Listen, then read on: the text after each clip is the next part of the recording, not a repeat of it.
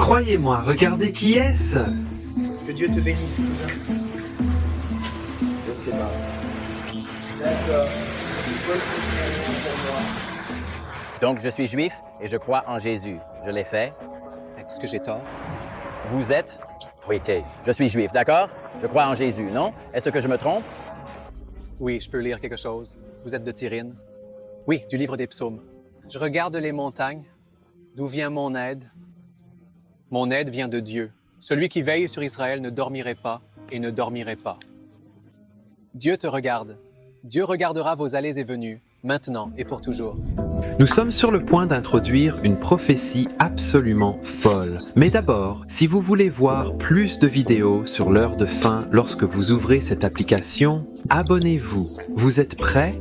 La Bible prédit que les Juifs dispersés dans les 4 coins de la terre se rassembleront à Jérusalem. Écoutez, ils vont se tourner vers le Christ. Tu sais quoi, j'ai un tas de versets bibliques pour le prouver. Romains chapitre 11, versets 25-26. Dites, frères, je ne veux pas que vous ignoriez ce mystère, de peur que vous ne soyez sages. Cet aveuglement s'est produit en partie avec Israël jusqu'à l'arrivée de la plénitude des gentils. Ainsi tout Israël sera sauvé, comme il est écrit. Le Sauveur sortira de Sion, il se détournera de Jacob, de la piété. Vous savez que même si nous avons des différences théologiques, je respecte votre opinion. Vous pourriez faire de même et éviter le conflit. Cependant, il y a un enseignement dans l'Église qui me rend très triste, et il s'appelle la théologie alternative. Dans sa forme la plus élémentaire, cela signifie essentiellement que Dieu a fini avec Israël, que l'Église a remplacé les Juifs qui ont reçu toutes les promesses et toutes les bénédictions qui étaient d'Israël, mais maintenant l'Église les a. Pourquoi? Parce qu'Israël a rejeté le Messie, Jésus-Christ. Maintenant, écoute-moi. Si vous êtes un croyant païen comme moi, je crois que nous faisons réellement partie de ce que la Bible appelle un Israël spirituel, parce qu'ils ne sont pas tous israéliens. Personne ne peut nier cela. Mais la Bible montre clairement que Dieu a réservé des promesses spéciales pour la nation littérale d'Israël. Il a promis de les restaurer. Il leur a promis un terrain. Il a promis qu'il leur donnerait un roi parmi leur propre peuple. Ce roi régnera sur eux justement et merveilleusement, et ils finiront par prospérer, sachant ce que signifie vivre en paix et en sécurité. La vérité est que ces promesses de ce type sont partout dans l'Ancien Testament. Il me semble donc mal de dire que Dieu a fini avec Israël, parce qu'il est un Dieu fidèle, il est un Dieu qui tient ses alliances, et je crois qu'il accomplira ses promesses faites aux Juifs. Alors je me demandais si tu pouvais m'aider maintenant. Pensez-vous que Dieu a abandonné les Israélites? Je veux dire, la question qui doit être posée est pourquoi non seulement rejettent-ils le christianisme, mais en fait ils peuvent même détester les chrétiens. Certains diront cela, alors comment peuvent-ils se tourner un jour vers le Seigneur Jésus-Christ dans la foi? Tu sais exactement ce que je vais dire ensuite. Chaque réponse se trouve dans la Bible. La Bible dit dans Romains 11, 8, comme il est écrit, « Dieu leur a donné un esprit de conscience, des yeux qui ne voient pas et des oreilles qui n'entendent pas jusqu'à ce jour. » Pouvez-vous voir ce qu'il dit? En d'autres termes, il y aura temporairement une cécité partielle. Il y aura un manque d'amour pour le Christ dans le cœur des Juifs. Mais ce n'est pas le résultat final. C'est une excellente occasion pour les païens comme vous et moi d'être greffés sur cette vigne et d'y arriver dans ce salut. Alors, c'est à toi. Les Écritures sont-elles vraies ou faux? Parmi tous ceux avec qui vous cherchez à partager l'Évangile, qui est le moins réceptif à notre message, est-ce athée? Non. Est-ce sceptique? Non. Habituellement juif, je suppose. Maintenant, cela ne veut pas dire que les juifs ne sont pas magnifiquement transformés en ce moment. Dans un instant, je vais vous présenter un juif qui aime le Seigneur Jésus-Christ et qui vous surprendra avec son témoignage. Mais cela prouve une autre chose. Comme le dit la Bible, il n'y a actuellement qu'un reste des juifs messianiques. Mais ce n'est pas le cas en temps de tribulation. Je peux vous assurer que même si la grande majorité des Israélites dorment profondément sur les choses du Christ en ce moment que nous parlons, il viendra un jour qu'ils seront complètement éveillés sur le Messie et qu'ils secoueront le monde avec leurs efforts missionnaires. 1. Mon opinion personnelle est que les 144 000 personnes mentionnées dans Apocalypse 7 seraient 144 000 évangélistes juifs. Les 12 tribus d'Israël étaient 12 000 hommes. Une fois de plus, je suis convaincu que cela provoquera un grand éveil spirituel, non seulement parmi les Juifs, mais parmi toutes les nations, car les gens verront 2 témoins ressuscités. Ils les verront accomplir des miracles et crier à la repentance. Mais pas seulement cela, ils verront ces 144 000 missionnaires juifs aller dans le monde pour répandre la bonne nouvelle de Jésus-Christ. La Bible le dit dans Romains 11, 12. Maintenant, si leur rassasiement est la richesse du monde, et leur défaite est la richesse des païens, combien plus leur rassasiement vous recevrez ceci? Lorsqu'Israël se tournera vers Dieu en tant que nation, le monde entier sera enrichi d'une manière que nous n'avons jamais vue auparavant. Oh, quelle gloire ce sera lorsque leur Messie, Jésus, reviendra pour sauver les Juifs de leurs souffrances, puis établir son royaume à Jérusalem sur terre. Ce sera un jour merveilleux quand il régnera avec eux en tant que leur roi sur leur terre sainte pendant 1000 ans. D'ailleurs, si c'est une nouvelle pour vous, vous devez regarder cette vidéo que nous avons réalisée il y a quelques semaines qui aborde directement le sujet en détail. Mais je sais ce que tu penses en ce moment. Tu veux dire, Joe, que tu m'as laissé plus de problèmes que quand tu as commencé? Donc la première question, je pense que vous allez penser à ceci maintenant. Au moment où nous avons tourné cette vidéo, Israël était en difficulté et son avenir semblait très incertain. Est-ce donc conforme à la prophétie biblique? Je trouve très intéressant que la Bible prophétise dans Luc 21, 24 qu'ils tomberont par l'épée et seront emmenés en captivité parmi toutes les nations et que Jérusalem sera piétinée par les païens jusqu'à ce que le temps des païens soit accompli. T'as entendu ça? Les gentils vont piétiner Jérusalem. Ils auront leur temps, comme pour dire que Jérusalem sera contrôlée et possédée par les gentils pendant un certain temps. Puis-je aller un peu plus profond? En 1967, Israël a effectivement repris Jérusalem aux païens. Mais aujourd'hui, si vous allumez les nouvelles, vous verrez que Jérusalem est toujours en quête de paix. Aucun de nous ne sera surpris si nous allumons les nouvelles demain et découvrions que de nombreux pays ont déjà revendiqué Jérusalem. Oh, et en passant, juste pour clarifier ceux qui ne le savent pas encore, quiconque n'est pas juif est appelé païen dans la Bible. Ainsi, quand nous disons que les gentils ont gardé Jérusalem, les gentils ont gardé la ville. Que penserez-vous en entendant cela? Il y a une chose à ne jamais oublier. La Bible se réalise toujours, et un jour, le temps des gentils sera accompli, et la paix véritable, sans contestation, viendra à Jérusalem. Et tout cela arrivera quand le dernier gentil sera sauvé, quand Jésus le berger quittera 99 pour poursuivre cette seule brebis, quand le dernier homme sera sauvé.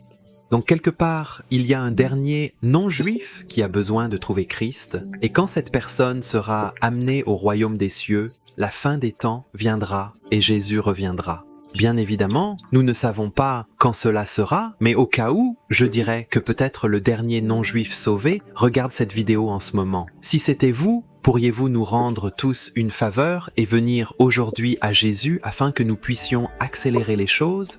Même si vous pensez peut-être que je plaisante, si vous voulez vraiment en savoir plus sur le fait de devenir chrétien, restez, car un de mes amis vous racontera tout cela dans 1 minute. Mais, maintenant je crois vraiment que la plupart des gens sous-estiment sérieusement l'exactitude des prophéties bibliques. La Bible dit dans Deutéronome 30, versets 3 à 5, que l'Éternel, ton Dieu, te ramènera de ta captivité et aura pitié de toi, et te rassemblera parmi les nations par lesquelles l'Éternel, ton Dieu, t'a dispersé. Si quelqu'un d'entre vous est chassé du lieu du Père, l'Éternel, votre Dieu, vous rassemblera de là. Alors l'Éternel, ton Dieu, t'amènera dans le pays que ton Père en possédera, et tu en posséderas. Il vous donnera prospérité et vous multipliera plus que vos pères. Maintenant, vous souvenez-vous d'un événement historique de l'oracle qui s'est produit en 1948? C'est vrai que le rétablissement d'Israël constitue un énorme pas vers l'accomplissement de cette prophétie.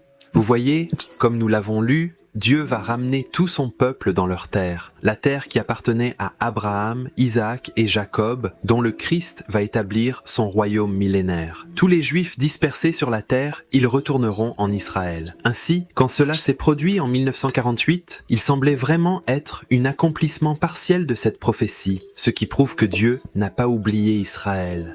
Il reste fidèle à Israël. Bien qu'Israël soit devenu une nation en 1948, a ouvert la voie à la prophétie biblique, il en va de même pour les événements antérieurs de 70 après JC. Tous les historiens conviendront que Jérusalem était une désolation et que de nombreux Israélites étaient dispersés à travers le monde. C'est aussi prédit dans la Bible et c'est un prélude au retour des Juifs à leur terre promise. Parce que après le siège romain de Jérusalem, en 70 après JC, il est probable qu'il y ait maintenant une communauté juive non loin de là où vous habitez. Pourquoi ? Parce qu'ils étaient dispersés, mais Dieu les ramènera tous à Jérusalem un jour. Voilà la réponse que vous attendez. Tous les Israélites seront-ils sauvés comme il est dit dans Romains 11, 26 ? Certains théologiens pensent que la réponse est oui. Ils croyaient que chaque Juif vivant à cette époque se repentait et croyait en Jésus-Christ. Ils utilisent des passages tels que Zacharie 13 pour prouver cela. Et cela sera annoncé dans toute la terre, dit l'Éternel, et les 2/3 seront retranchés et mourront, mais le tiers y restera, et je ferai passer le tiers. Le feu les raffinera comme l'argent et les éprouvera comme l'or. Ils invoqueront mon nom et je leur répondrai. Je dirai que c'est mon peuple et chacun d'eux dira que l'Éternel est mon Dieu. Ainsi, ces théologiens déduisent que si 2/3 du peuple juif périraient, le dernier tiers restant verrait cette destruction généralisée, comme l'or, et il serait raffiné comme le feu. Oui, ce jugement sévère ne gardera en vie qu'une partie d'entre eux, mais cette partie sera le reste qui sera fidèle à Dieu pendant cette période de tribulation. Maintenant, écoute-moi. Évidemment, nous ne savons pas comment cela va se produire, mais il ne faut pas beaucoup d'imagination pour penser comment cela est possible lorsque vous ouvrez les nouvelles d'aujourd'hui sur Israël. D'un autre côté, cependant, certains chrétiens croient que l'idée que tous les Israélites sont sauvés signifie qu'ils seront tous sanctifiés. Cela ne prive pas une personne de son libre arbitre. Non, chaque Juif doit choisir le Seigneur Jésus-Christ, ce qui signifie simplement que la nation d'Israël sera sauvée. Mais je vais vous montrer ce passage et vous décider par vous-même ce que vous pensez que la Bible dit. Si vous êtes un visiteur régulier de cette chaîne, vous savez que je partage généralement cette bonne nouvelle avec vous. Mais alors que j'écris cette vidéo, je crois que Dieu m'a donné un changement, une nouvelle idée. Ainsi, au lieu de vous annoncer la bonne nouvelle du Seigneur Jésus-Christ comme je le fais d'habitude, je veux que vous entendiez des nouvelles d'un bon ami de mon nom, Ziggy. Ziggy a une histoire incroyable sur la façon dont il est devenu juif pour Jésus.